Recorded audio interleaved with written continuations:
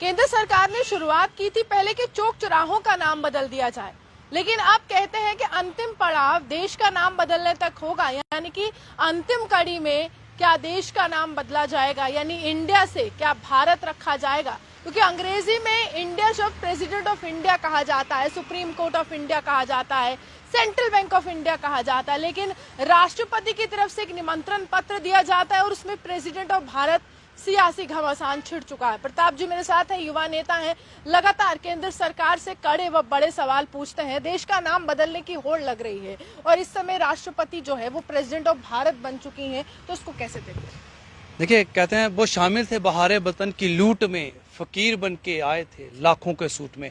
आज मोदी साहब, हमें लगता है कि एक समय ऐसा आएगा जब मोदी साहब अपना ही नाम बदल देंगे, क्योंकि मोदी साहब आए दिन, देखिए, पहले चौक चौराहों के नाम बदलना शुरू किया। मुझे बताइए, मोदी साहब ने आज जो नाम बदलने का काम किया, ये देश की अखंडता पे, देश की एकता पे, देश के इतिहास पे एक बहुत बड़ा प्रहार है। बल्कि देश के इतिहास के पन्ने ही इन्होंने तार तार कर दिए हैं।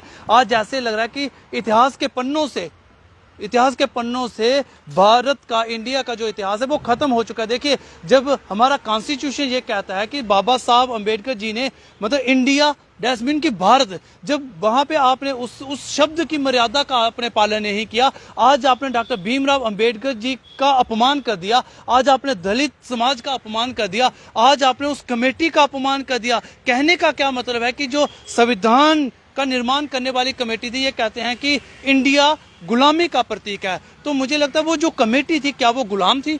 क्या बाबा डॉक्टर भीम साहब अम्बेडकर जी क्या गुलाम थे, जिन्होंने आपको अधिकार दिए बात करने के, जिनके संविधान से आज आप एक पद पे बैठे हैं, आप राजनीति कर रहे हैं? तो मुझे लगता है इन्होंने बहुत बड़ा अपमान। लेकिन शपथ भी तो वही कहा जाता है ना कि प्राइम मिनिस्टर ऑफ इंडिया और we the people of India, यानी कॉन्स्टिट्यूशन का जो प्रियम्बल है जिसकी पहली लाइन यही कहती है, अब उसको भी बदलेंगे, पूरा संविधान बदलेंगे। देखिए, संविधान में सबसे पहला आर्टिकल जो वही है, तो मुझे लगता है अब शायद मोदी साहब सेंट्रल बैंक ऑफ इंडिया को भी बदल देंगे, रिजर्व बैंक ऑफ इंडिया को बदल देंगे, एम्स में से मुझे लगता है इंडिया हटा देंगे, supreme court of India, president of India, prime minister of India, ये तमाम चीजें मुझे लगता है बदल देंगे। और इनकी जो नीच सोच थी, जो घृणा, जो हीन भावना थी कि विपक्ष ने अपना नाम इंडिया रख दिया, आप परिभाषा देखिए, विपक्ष का इंडिया की जो परिभाषा थी वो इस इंडिया से बड़ी अलग थी। अब अगर विपक्ष आज अपना नाम भारत का देगा तो क्या ये भारत का नाम बदल देंगे? और बड़ी हैरानगी की बात है, मुझे लगता है पड़ोसी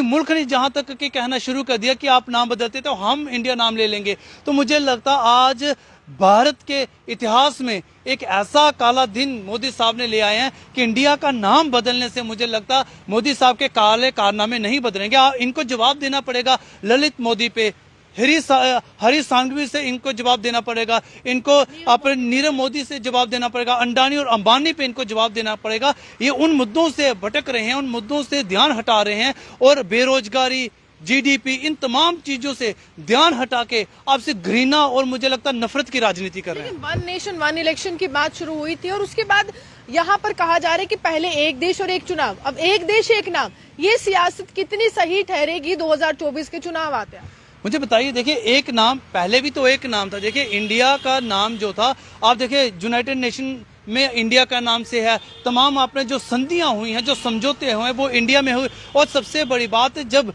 देश आजाद हुआ, बड़ी सारी रियासतों का जो विलय हुआ, असेशन हुआ, वो इंडिया के साथ हुआ। अब क्या उस असेशन पे भी प्रश्न चिन्ह लग जाएगा? क्या मतलब आप मुझे बताइए, जो नियुक्तियां आप करते थे प्रेसिडेंट ऑफ इंडिया की तरफ से, जहां राज्यपाल की, जहां एलजी की नियुक्तियां होती थी, क्या उस पे भी आप प्रश्न लग जाएगा? जो शपथ मुझे लगता है जो शपथ ली थी हमारे पार्लियामेंटेरियन ने, जो एमपी थे, क्या उनकी शपथ जो थी, ली हुई शपथ, क्या वो अब खारिज हो जाएगी? क्या पार्लियामेंट ऑफ इंडिया के बनाए हुए कानून आज खारिज हो जाएंगे? क्या देश अब नए सिरे से गठन होगा? तो मुझे लगता है ये बड़े सवाल हैं जो नामुमकिन था, सिर्फ घृणा और नफरत के को लेकर मोदी साहब ने नाम बदल दिया। कि आपको लग रहा है कि ये नाम बदलने की बजाय असल मुद्दों पर आज, और आपको लगता है ये भटका रहे? सामने देखता है। मुझे बताइए, आज आपने नाम बदल दिया, अब मुझे बताइए जो नोट है, उसमें तो इंडिया नाम से। अब मुझे बताइए, रिजर्व बैंक ऑफ इंडिया को आप बदलेंगे, जो पुरानी करेंसी, जो पुराने नोट थे, मतलब वो आज से क्या मान्य नहीं होंगे? लेकिन मुझे संजय सिंह तो कह रहे हैं ना कि तीसरी बार नोटबंदी आने वाली, क्योंकि सेंट्रल बैंक ऑफ इंडिया का नाम बदल देंगे, रिजर्व बैंक ऑफ इंडिया का नाम। देखिए, जहां तीसरी नोटबंदी तो मुझे लगता है आएगी आएगी। आज देश एक ऐसी मंदी की तरफ जा रहे हैं, ऐसी स्थिति में जा रहा है कि आज देश का नाम बदल दिया। बड़ी हैरानगी की बात है। आप नहीं, मतलब आवाम को कहीं भी एक्सेप्टेबल नहीं है। मुझे बताइए, आपने नाम बदलने की प्रक्रिया शुरू कर दी सिर्फ इस बात से कि आज जो सरकार बैठी है, जे अपने अपने काले कारनामे को छुपाने के लिए, देश से मंदी, बेरोजगारी, देश से नफरत को, मुद्दों को हटाने के लिए मुझे लगता है इस तरह के नाम बदलने का काम करिए। और जल्द ही आज बेरोजगारी है, देश के अंदर नफरत है, देश में आज देश की अखंडता पे, एकता पे प्रहार हो रहा है। तो इन मुद्दों से भाग कर आप देखिए, एक दिन ऐसा आएगा मोदी साहब अपना नाम भी बदल के अपना नया नामकरण कर लेंगे। रखेंगे क्या? मुझे लगता है शायद जिस तरह से वो आज कॉन्स्टिट्यूशन को, लोकतंत्र को, संविधान को, कानून व्यवस्था को जिस तरह से वो त्रोड़ मरोड़ रहे हैं,